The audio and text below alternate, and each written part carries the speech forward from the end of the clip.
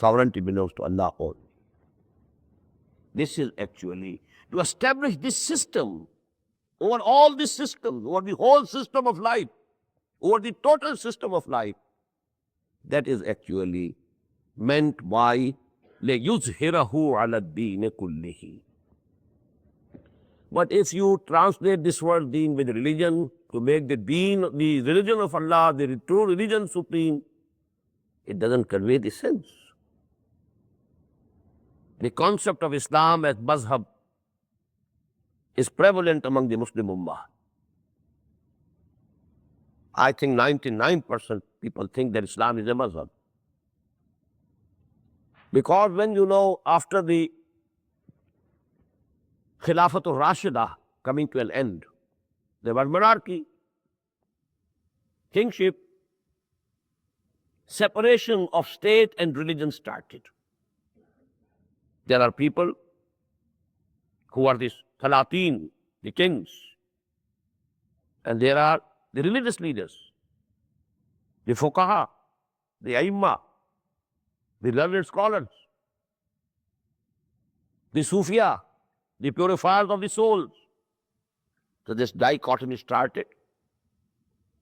And later on, when Christianity dominated this globe, this sense of religion became narrower. Why? Because in Christianity, there is no law even, but to speak of a system. Although Jesus said, alayhi salatu wassalam, law of Moses will remain applicable to you. Don't think I have come to destroy law. Law of Moses will stand. But Saint Paul abrogated law. No Sharia, no law. So the Christianity of today is only a dogma and some ethics. Love thy neighbor as thyself. Ethical teaching, good. These teachings are common to the whole of humanity. But no law. What is speak of a system? As now this word religion, its connotation has become very narrow.